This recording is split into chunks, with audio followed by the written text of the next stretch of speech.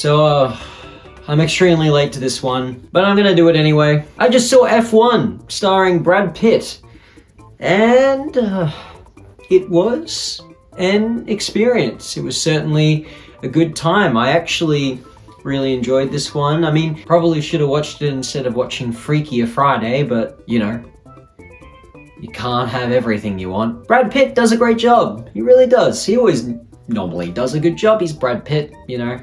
He's been in the game for quite a while, and it seems that in this movie he's been in the game for quite a while as well. The plot of the movie isn't too complicated. All it really is that Brad Pitt plays an older guy who once upon a time wanted to do F1 racing, but something went wrong, and 30 years later he comes back into the scene of racing to help out his friend who has some sort of racing brand that is not doing too well called, I think it's called Apex. So Brad Pitt helps out by driving for Apex, and apparently that becomes a big problem because there's a younger guy who is also driving for the brand, and he does not like Brad Pitt very much because he sees him as sort of a threat, even though it's his teammate. And there's a lot of rivalry between the two of them throughout the film, and you get to see a lot of that and how it affects the team. And you know, like, it's just a story about two guys learning to put their differences aside. It's not a very complicated plot. It's pretty basic, you know, but this movie really thrives on its visuals.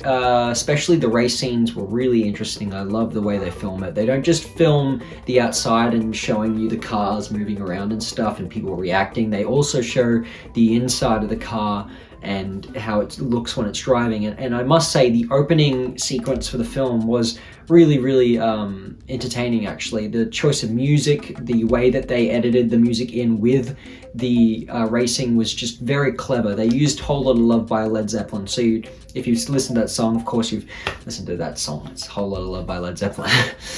But there's a lot of car noises in that song, and they sort of blended that in with the scene, and I thought it was really interesting. And so if you've seen the movie, or if you haven't seen the movie and you want to go watch that, you'll pick up on that. It's pretty obvious. It stands out a lot, but it's a very cool moment in the movie. And later on, there's a few good choices in music. I also noticed there was a few weird choices.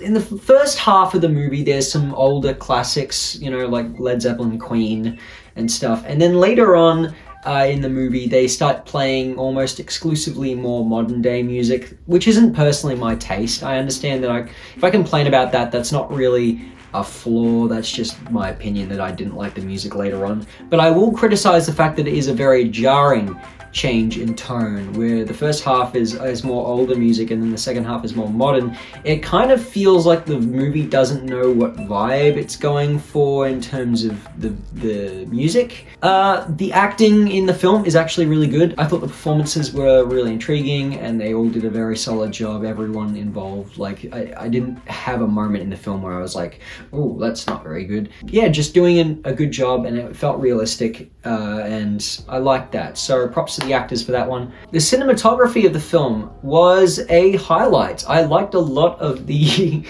shot composition. I thought that, yeah, like I said, you know, the car racing scenes specifically were very good, and I loved the way that they were filmed. Very interesting, very intense scenes, the racing ones.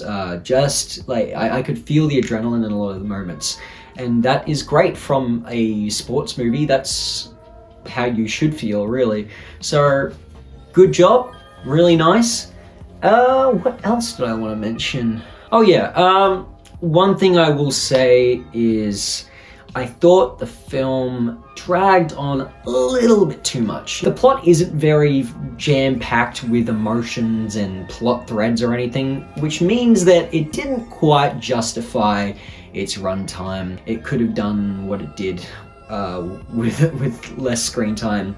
Yeah, some of the press scenes, they ignited conflict between the two characters who were racing together. However, when they weren't doing that, I feel like some of the scenes were a bit unnecessary, you know, of people sort of like just toying with Brad Pitt's character over and over again. I'm like, it feels a little unnecessary. There was a little bit of fat you could have trimmed out, but it overall didn't heavily affect the movie. That's just my major criticism, was it could have been shorter. But overall, this film was really fun. I had a good time, and I think that it's worth seeing. So I'm going to be giving F1 a pretty decent 7.5 out of 10.